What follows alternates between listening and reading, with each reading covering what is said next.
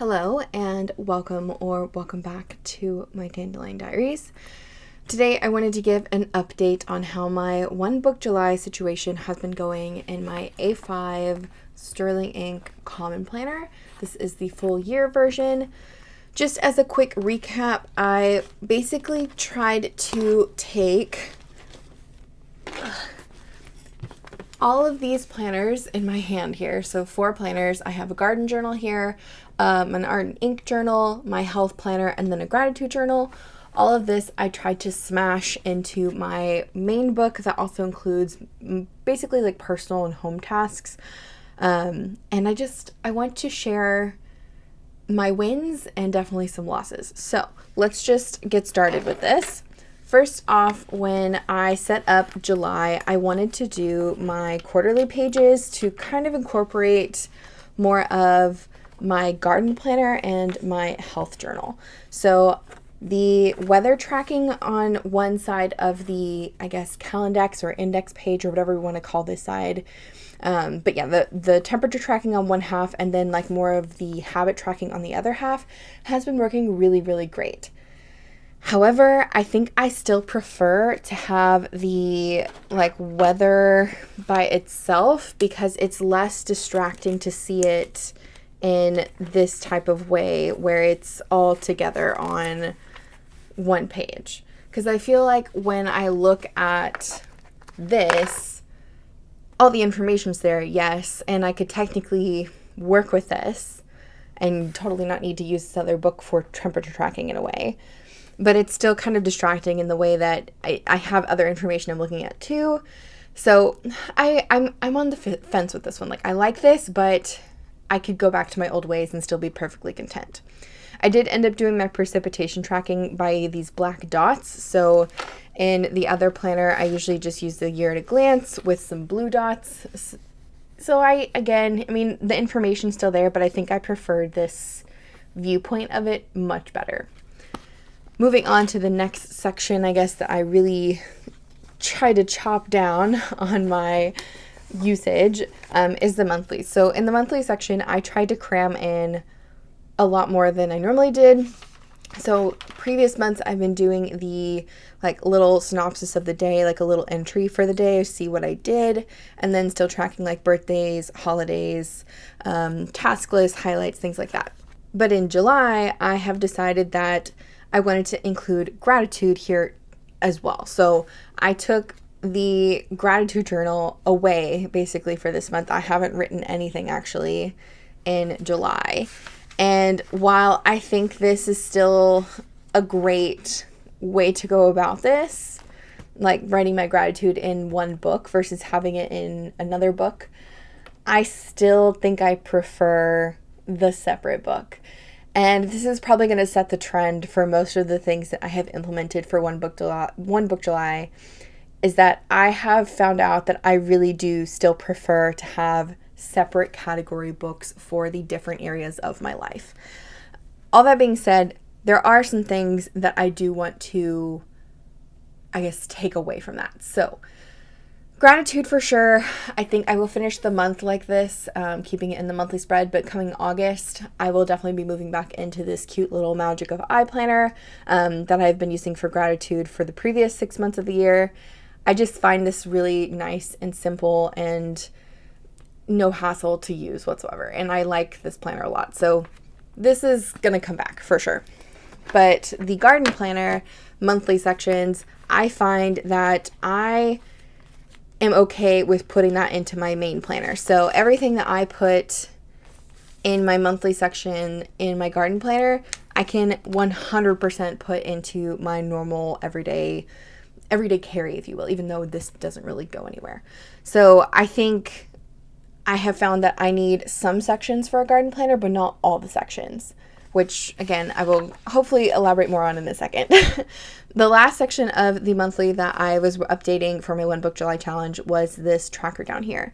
And this is pulled from my health planner, which I'm going to just tell you right now, I hate this in the monthly. I do not like this. I don't even want to finish filling it out for July because I want this to be a completed challenge in a way. I will complete this, But I've been completing this in my health planner too. I'm sorry. Like, I need it to be like the information to be laid out this way. This just computes better with my brain. And while it's literally the same data here, it's like a flow thing. I don't know, like yes, the data's here, but like this correlates to other things in my health planner that work better for me on the way it's laid out. And yeah, so I don't think I will ever continue that again.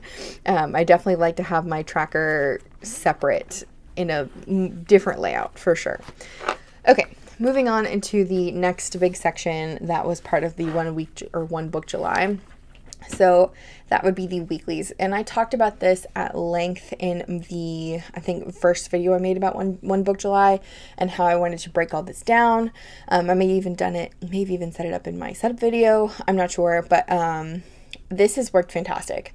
I have figured out that right now the dashboard style layout for the weeklies is just working, and it's working well. I will say the only downside to this is days that I have a lot of appointments or a lot of tasks that I need to get done that are more like time scheduled. This doesn't really work, and I don't really want to just like snap out one day and move forward. Anyways, the reason why I think this is working so well is because I put everything in one section for 2 books. So I have my meals on here, which is pulled from my health planner, and then the garden task list and like garden checkoffs and some like minor habit tracking on this page too. And that also helps me eliminate some things that I need in these other books. All that being said, I will continue the dashboard style layouts, but I still want to have this information in the other books. I don't know why, but for some reason this month, while I've been doing this challenge for almost 2 weeks, it's just felt really weird to not put that information back into these other books. I have not transferred over like meals or anything like that. My weeklies are still very blank in my health planner. And then in my garden planner, the same situation. My weeklies are completely blank. But I feel this itch to like go back to this. Like I have the information here, but I have this, I don't know, tickle in my brain, if you will, basically saying, hey Danielle, don't you want to put that in this book over here? Don't you want to put that information over here with the rest of that information that correlates with it? I don't know why, but my brain is just not on board with this challenge right now. And we're 2 weeks in. I will say I have been successful for 2 weeks. To a point. I mean, I'm still updating stuff in my health planner, but like garden planner wise, I haven't really done anything else. Gratitude wise, I haven't really done anything else. And then also my art and ink journal, which I'll get to in a second, I haven't really done anything with that either. This is the 2nd week of July in the common planner, and again, this layout just works really, really well for me. I think if I could find a way to do this and include also my work stuff, this would just be the ultimate 1 book. But I find that if I mash work and personal together, it doesn't really blend well for me. And by that, I just mean having all of my work stuff next to my personal stuff. It makes work feel more personal, or personal stuff feel more like work. So I just definitely keep those in separate areas. I don't even want to try to combine those. Anyways, let's talk about daily pages for a second here. So I have been doing a 30 inks 30 days challenge over on my YouTube, and I've also been sharing photos on my Instagram. And usually in my art and ink journal, I do my currently inked swatches like so. And for July, since I'm doing a different ink every single day, I decided instead of doing it in this little A6 hone from 𝗧, why don't I just do that in my daily pages in my common planner, and again, eliminate another book and still have really fun swatches, still get to see the writing samples, and ultimately not even have to decorate a whole lot because the inks are the decoration, let's be honest here. And this has been really, really fun. So getting to swatch a little bit of the ink every single day and then write with the pen that I had inked up with that has worked fantastic. So I definitely will continue this for July, and maybe in future months, if I don't feel like decorating with stickers, I'll use ink, because this has been really fun to do for sure. But the only thing is with, I don't know, with the way that I have set up my dailies, I feel like they have turned more into journal pages, which isn't a bad thing, but I usually used my dailies as more of like a task list and also kind of a way to lay out my day. And I don't know, I haven't found the sweet spot yet with the dailies, but I do think that the One Book July challenge is going pretty well so far. So all that being said, I still am doing all of the things that I would have normally done on a day-to-day basis, and I'm still including most of those things in my one book here. But I will say there are some things that I cannot seem to grasp to put into one book. And a lot of those things come from my health journal, which I know I talked about this at the start of this challenge, that I wasn't going to be able to transfer over like my mood monthly tracker or monthly page, and then doing any kind of like longer habit tracking with like food groups, workout logging, running logging, any of the logs in the back. I basically decided I did not want to transfer this information over into this big book because it was just going to be way too much.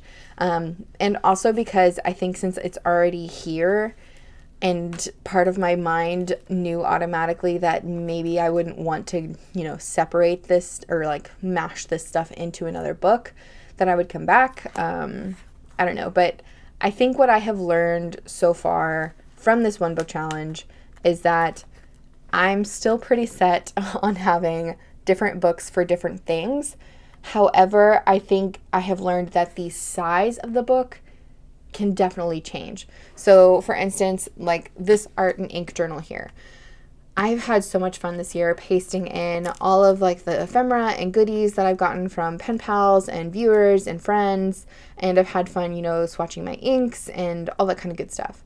Do I think I need another one of these in future years? Probably not. Now let's talk about health. I think this is perfect for me. I think having my health information in a separate space has been really handy, and especially that it's in a smaller book like this.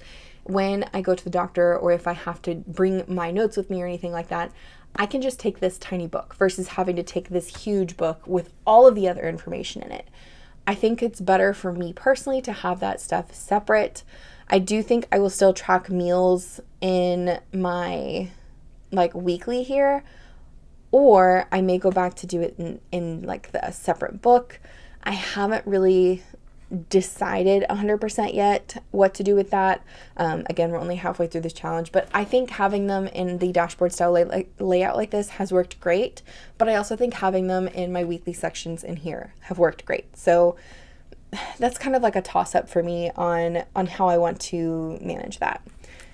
And then the next book that I really was struggling with was my garden planner, and having all of that information on a more separate book like this actually has worked really well for me. The only thing that I think I can't really move from this, that I feel is a little awkward to move over, is like the weather tracking and the precipitation. So having these two things laid out like this is way better for me. So the only solution I could see, like if I were to completely get rid of this book, the only solution I would see with this is making these spreads a second time in this book and having it like a garden section of the book. But like monthly wise, I can totally move all of this information into my normal monthlies, and then weeklies, I don't really need to write anything down if I'm writing it in other places. Journal entries in the back, I can have a separate little book for this. This is not a big deal for me. I could put it in like a little memo book or something like that. And then like record keeping like this, I could easily add this to pages in my dailies as well. So I don't know how comfortable I am saying I'm going to get rid of a garden journal because I've had them for years. But I think if I wanted to save money or kind of use what I had, or I was on a really tight budget or something like that, I think I could do without a separate book for a garden journal if I had to do it. I think where my mind is at, I still want to have the separate book for it. And even if there are sections of the year that are going to be much slower, much emptier, I'm still okay with having those spaces being blank and maybe journaling or collaging in those spaces, and then the rest of the time the book being full. So what this challenge is basically teaching me is that, like, I still want these planners in separate books. Like, I still want these categories of my life in separate books, but I could put it all into one if I really wanted to. So yeah, I think I'm going to finish the challenge. I think I can do it. We shall see. I mean, there's 2 weeks left to go, basically. I think for sure I could finish with the ink swatches in the back, and I think for sure I can finish with the gratitude and the monthlies. But the health planner and the garden journal, I don't know if I can get all the information that I want for one book. But overall, I'm very happy with this challenge. I'm happy I challenged myself to do this.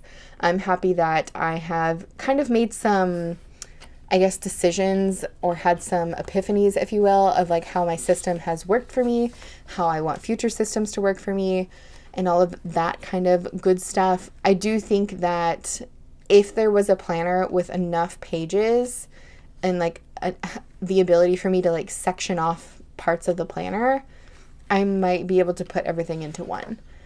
But I also think that having the certain elements of my life separate, like the health planner especially, has been very helpful. And then also with the garden journal, I can take that book into the garden and I don't have to worry about damaging anything else in like a more memory keeping personal journal kind of situation. So yeah. All that being said, I want to thank you so much for watching, for joining me with my little update. Are you doing the One Book July challenge? How's it going for you? Are you making any decisions? Have you gone back to doing your multiple book thing? Or yeah, just how's it going? Anyways, again, thanks so much for watching. I hope you have a great rest of your day, and I'll see you guys in the next one. Bye.